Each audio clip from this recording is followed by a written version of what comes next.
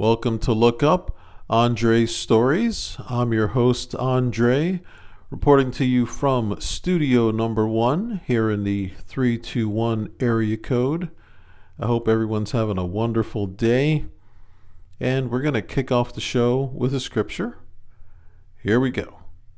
You give them drink from your river of delights, for with you is the fountain of life. In your light we see light.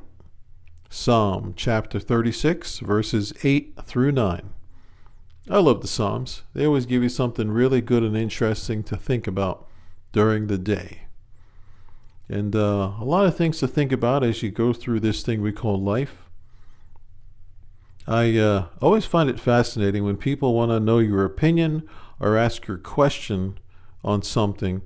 And when they ask you a question or your opinion, if it doesn't fall in line with what they expect to hear, they a lot of times get very upset with you. And then I say, well, why are you so upset? You asked me. I didn't volunteer it. I was minding my own business. Yet you flip out if my opinion or answer is not aligned to what you think. So, I don't know. People are funny. I guess we always like to have people agree with us, which to some extent that's true, but, relax. You don't have to flip out just because somebody asked you something, and when you asked it, they gave you an answer that maybe you weren't expecting. So there's more important things to life, and you just got to relax. So, speaking of relaxing, in this busy world of ours, I recommend that when you have a chance, make time to relax. Go to some special place, whether it's the beach, the woods, wherever you need to go. Maybe you just go in a small room and you lock the door. But get that time where you can relax, meditate, renew your mind, turn off the electronics, and don't let anybody interrupt you, and just be you and God and just relax, because you need to de-stress, declutter your brain. We have so many things these days going on, especially with all the technology.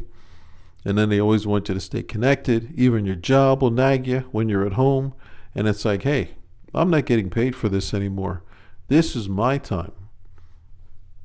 Now, speaking about jobs really quick, when you finish your job and come home, you need to leave the work baggage at work and conduct your life at home, because if you don't, you're going to bring commotion and stress to the house by bringing all the work baggage home.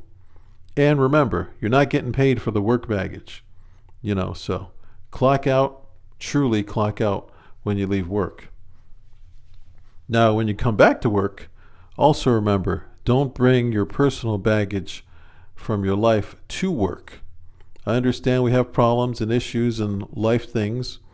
It's one thing to maybe briefly touch upon it, but don't use the workplace as a place where you need professional counseling like your coworkers or a shrink or something, because that's going to get you run out the door one day, and the management will not tell you it was for that reason. When they get rid of you, they're going to politely say something like, well, business is slow, or you made a few mistakes somewhere and then you can't really recall. They'll give you something kind of ambiguous, and then pat you on the back and say, thank you very much for working with us. Have a nice life. So keep that in mind, because a lot of times when you overshare at work, somebody is listening and they don't have your best interest at heart, and they will run to management, or they'll gossip about you, or they'll use it against you in some way. So just remember that the one you might be crying your heart out to may not really be your friend, especially since you are at the workplace. So keep that in mind, ladies and gentlemen. So speaking of work, I do some work at a place I'll call Hot Wheels. It's a fun place. We're a go-kart track, and we've got Tiger Woods Golf, and we've got some lovely animals on property as well, and even got a fun arcade on property too. So yeah, we got a few fun things. Maybe one day they'll add laser tag or some other kind of fun stuff to do. I'm always pushing for something like bumper boats, but that could get kind of wild. So we don't want to risk anybody drowning. It's already tough enough trying to keep everybody alive on the racetrack, since many people think they're a professional NASCAR driver, which is kind of funny to watch people. Usually, the young children are the best drivers, I've noticed, while working. They have a lot of skills compared to some of the people who are adults, and you look and you say, wait, they drive a real car and they just drove so terribly out here on the track? It's kind of funny to watch, but it's a good time. Nice, spirited atmosphere. Usually pretty fun. Some people take it a little bit too far and forget that some of their competitors on the track do not have a driver's license, so give them a little extra grace when they forget to hit the brake and they slam into the back of you. And don't look to fight anybody, which we've had that happen a few times, where grown adults who were with their kids wanted to fight other people after the race, accusing them of slamming into them many times when watching on camera we did not see anything. So if anything occurred, it must have been very subtle. But yeah, it's amazing how some people think they're in the NASCAR circuit and they're ready to fight.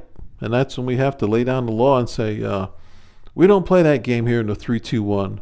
We'll have the sheriffs here in a second if you continue to act wild and crazy like that. So you keep that somewhere else and get out of here, because this is a delicate ecosystem, as we call it. And our ecosystem is about fun and having a good time and spirited competition, and no one needs to come to blows over the things that go on here, because it's all about fun and entertainment. But some people just get a little too carried away at times. So, yep. So that is pretty much it for this show. I hope everyone enjoyed the show.